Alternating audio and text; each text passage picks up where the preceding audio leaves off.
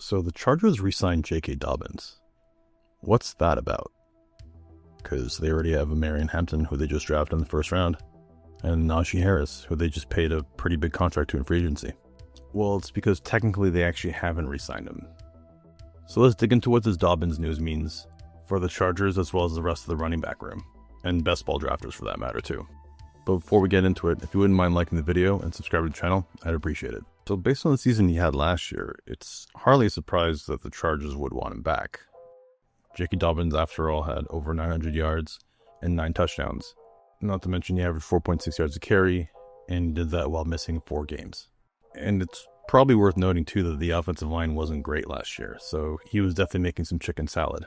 Then again, PFF, for what it's worth, only gave him a 66.8. Who knows how accurate that is, but they had him kind of around average. Sure didn't feel like it when Gus Edwards and Kimani Vidal had to play for him. Obviously wasn't Bijan Robinson out there, but clearly was a cut above the rest of the Chargers running back options. So then why didn't the Chargers re-sign him and sign someone else for agency and draft someone else in the first round? We'll get to that in a sec. Let's talk about his status as a UFA Tender. A UFA Tender allows a team to retain certain rights over an unrestricted free agent. So if the player signs elsewhere before a specified date, the original team may receive a comp pick. If the player doesn't sign with another team by that date, the original team, which is the Chargers, would gain the exclusive negotiating rights of Dobbins. Tender is not worth a lot of money either. It's about 1.1 million. So if Dobbins doesn't sign with anyone else by July 22nd, or at least before the start of training camp, or which one ends up being later, then the Chargers will have the rights to retain him. And if the team in this window decides to sign him, the Chargers get a comp pick. Interestingly, this move has absolutely no risk to it. Even if Dobbins doesn't end up signing with anyone, they're not on the hook. They can rescind the offer at any time. Furthermore, even if they do sign him, it's not fully guaranteed. Of course, the comp pick isn't going to be very big. It's at most a 5th rounder, and by that I mean at the end of the 5th round. But that's good work if you can get it. An extra 5th round pick for basically just pretending to sign him, kind of. This definitely is some classic Joe Ortiz Ravens style comp pick fun.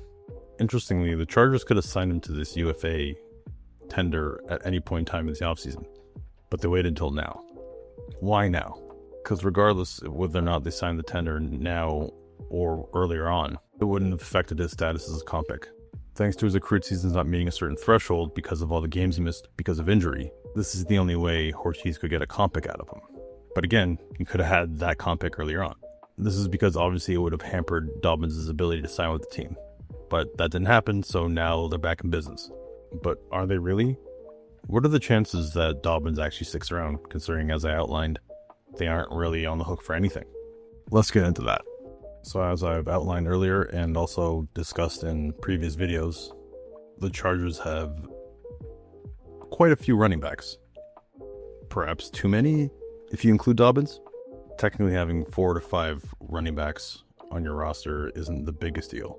It's just the amount of capital that they have invested to acquire these seems a little significant, and the quality of player too. Najee Harris, for example, signed for almost $10 million, and it's likely the deal he signed came with some insurances. I imagine he had to have had some multi-year offers, probably not that great if he only signed a 1 year, but he made the move with the idea that Greg Roman and his offense would be good for him in terms of being free agent next year. Najee gets a lot of shit, but he still has been pretty solid over the years. And he's got the sort of size that a lot of coaches like, and they could count on him in pass protection and whatnot. So I imagine him signing with the Chargers involves him believing he's going to get some playing time and set himself up next year. But then came the Omarion Hampton draft pick, and now potentially Dobbins.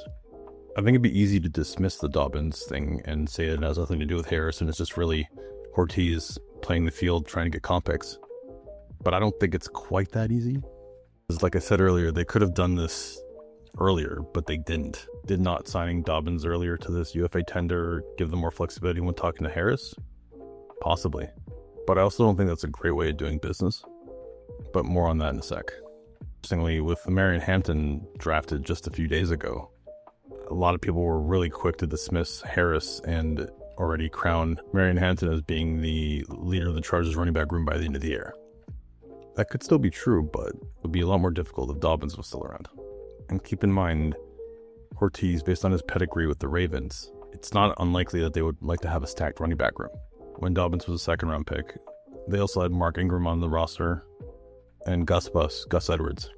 Those are 3 running backs that are pretty similar style. Like, obviously there's differences between them, but they're not crazy different, similar to what the Chargers have, especially if you start counting Kimani Vidal too.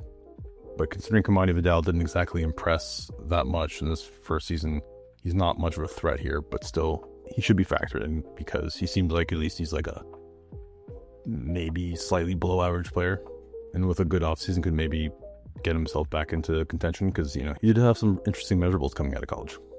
Also, it can't be overstated that Dobbins has familiarity with the staff, which the 2 new additions to the team don't have. This would give him a considerable leg up over someone like Najee Harris and a rookie too. And could you just honestly put it past Harbaugh to do something like have an incredibly stacked running back room for someone like Greg Roman of all people?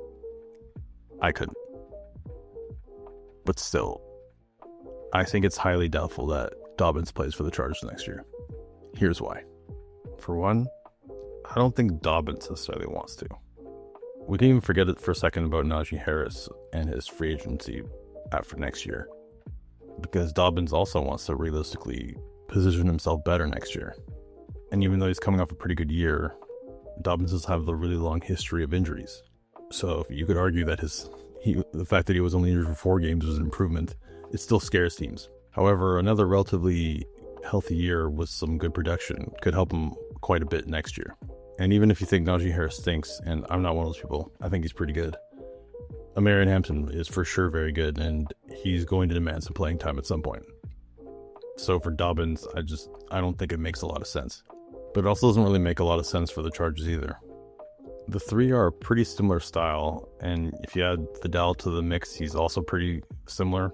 And if anything, a guy who's on the bubble like Hassan Haskins kind of offers something a little bit different as a straight-up bruiser. All 3, and especially Najee Harris with his recent weight loss, are all pretty, fairly decently sized guys, but not the biggest guys. The only difference really being Hampton being a lot faster than both of them. So if anything, a Austin Eckler type, a blast for the past, or even a Darren Sproles kind of guy would make a lot more sense for the Chargers from a roster building perspective. Well, they didn't really feature one last year, but the Ravens, if we're always going to look to them to see what Ortiz did, they did have Justice Hill.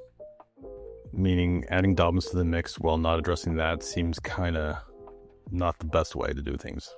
I think at best, he's just an insurance option in case somebody gets hurt early in training camp. Even beyond the fact that it doesn't make sense roster-wise, it also, like I said before, doesn't really make sense in terms of what they do with Najee Harris in free agency. They don't want to have that kind of reputation going forward. And for Chargers fan sanity, they want to have Omarion Hampton involved next year as much as possible. Almost as much as you should like this video and subscribe to the channel. Thanks again for watching. Let me know in the comments, is JK Dobbins a Charger next year?